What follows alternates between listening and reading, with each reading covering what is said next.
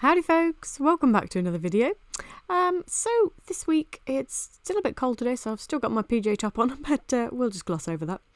I'm going to grab my sketchbook. This is a Daily Roundy mixed media sketchbook, so fancy doing a little bit of mixed media today. We'll see how that goes.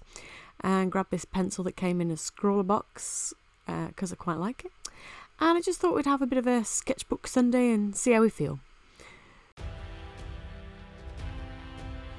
So, as if you haven't guessed because you've seen the thumbnail, I decided to draw Pokemon for today's sketchbook session. I don't really know what the inspiration behind this was, but I found myself staring at a blank piece of paper for a while, and I do that. I tend to do that. Whenever I've finally got time to sit down and draw, I tend to look at my sketchbook and think, what am I going to do? And then Pokemon came into my head, so I just went with it. I had this picture in my head of Charizard versus Gyarados, kind of that fire and water thing going on, you know, and you'll know I love me some dragons, so I got to draw basically a sea dragon and an air dragon. Although he's not technically a dragon type, always bugged me. But yeah, I think that Gyarados is a dragon, and Charizard apparently isn't, so unless that's been changed. Correct me in the comments if I'm wrong. It's been a while. I'm a Gen 1 kind of girl. But yeah, I decided to ink it with my Winsor & Newton fine liner. Again, came in a scrawler box, and it's size 0.8, which is quite chunky, but despite that, I'm able to get quite a fine point on it occasionally, so that's always handy.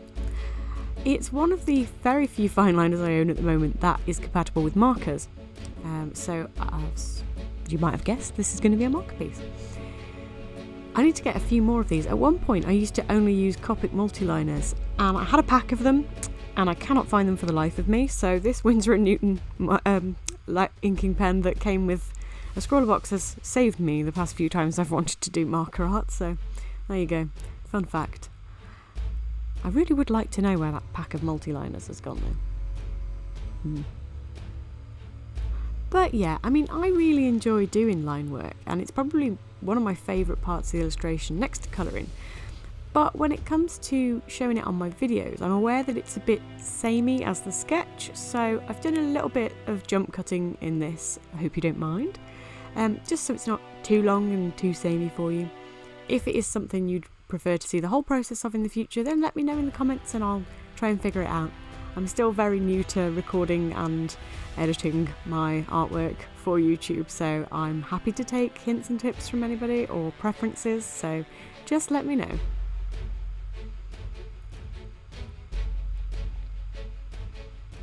When it came to thinking about the composition of this image, I really liked the idea of kind of splitting the page in half diagonally, so you've got Gyarados' head at the bottom and Charizard's head at the top, but on opposite sides, and I wanted to reflect that in like the overall composition, so I put this big wave in down on Gyarados' side and then kind of left it open on Charizard's, and then it was finally time to bust out my Copic markers, which is, you know, a lot of fun. I enjoy them.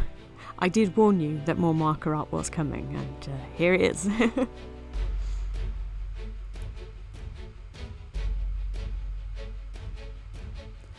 As I said in the beginning of this video, this is a mixed media pad, so the last time I did some marker artwork, that was on the paper that I bought that was kind of a cheaper version of the expressive blending card, if you will, and they worked amazingly on there. And it's been a long time since I've used my markers on anything other than Copic paper or marker paper.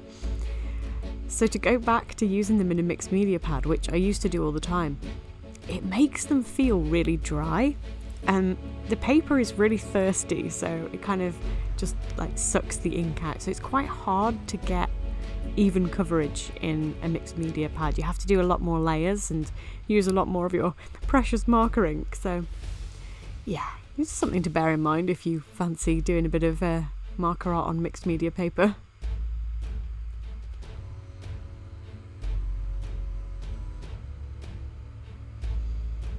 I actually made a point of starting with Gyarados when it came to the colouring, because I often like start on the right hand side and then end up smudging everything, so I was like, no, start down there and work your way across and you won't smudge it this time. So hey, it worked, I'm not going to grumble.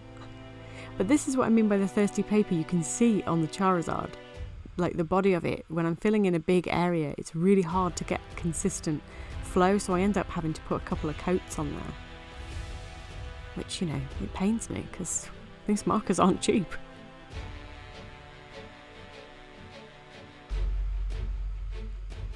You also may have noticed it's kind of Pokemon, but in my own style. One of the things that I often do whenever I draw Charizard is make him slightly less round. I don't know why. I don't sort of, you know, actively put him on a weight loss plan or anything. It's just, he always ends up less round when I draw him. So, yeah, I don't know. I don't know why I keep putting my Charizards on a diet, but there you go.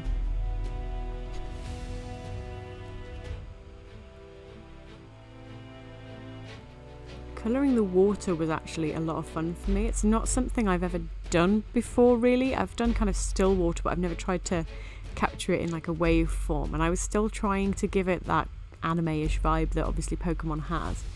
And I really enjoyed how it came out in the end. At first I wasn't sure if it was really working, but when I bust out the coloured pencils a little bit later on, I really like the overall look and feel of it. So that's a bonus.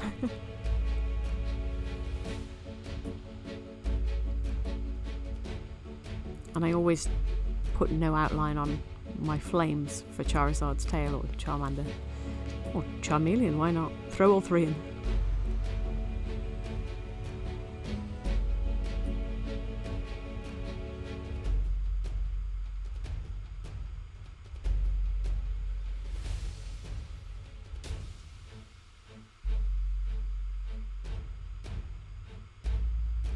I was actually really nervous when picking out the shading colours for Charizard, especially his tummy. It was when I put it down I was like, oh, this is actually a lot darker than it looks, but it dried fine, and that's something that doing my giant swatch page really helped out with.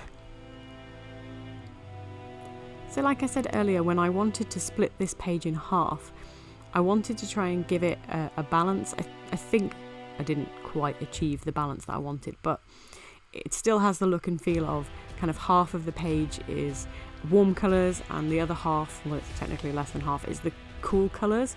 And that was just because I kind of wanted to balance out the fight a bit more. Because, you know, who's your money on in this battle? Let me know in the comments below, because my mind says it should be Gyarados' win, but I know there's a lot of die-hard Charizard fans out there that would probably say, oh yeah, but actually a well-trained Charizard could beat a Gyarados. Could be the case. Let me know what you think. And then I grabbed my Polychromos pencils, Faber-Castell ones. They came in my Jazzy art box, and I really like these coloured pencils. Not that I've used them much. I've only ever used them with markers or with something else, watercolours perhaps, because I'm not a huge fan of just pencil art by itself. I find it really, really tedious and time consuming. Maybe that's a challenge for me one day, do something with entirely coloured pencils, but not today's challenge. But yeah, putting them down on the wave, I just think it really brought it to life, and it brought that texture that I really wanted in the piece. This is the reason I was using my mixed media paper, was I really wanted to use pencil crayons and markers.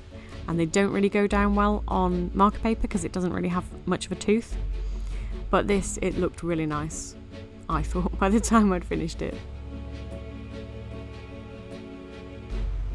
I was also intending to do the sky in watercolour, but I obviously forgot that.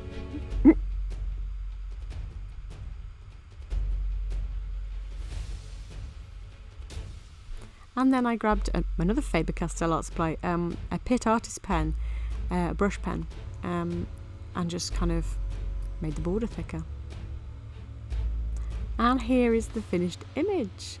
I'm really pleased with how this came out. I know I kind of nearly say that at the end of every video, but I had so much fun working on it. I kind of reverted back to like 20 odd years ago when Pokemon first came out and just enjoyed myself with the piece. That's why I did it in my sketchbook. The pressure was off, and I really enjoyed it. The one thing I was toying with whilst I was working on it was whether or not to do a black border. So I don't know whether I should have done that. Let me know in the comments down below. And who do you think will win out of the two of them? If you enjoyed this video, then please give me a thumbs up and let me know. And also, if you want to hit that subscribe button, I'll love you forever. And maybe I'll draw more Pokemon in the future. Who knows?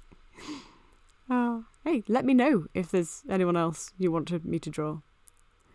And that's it from me. Until next time, guys. See you later. Bye.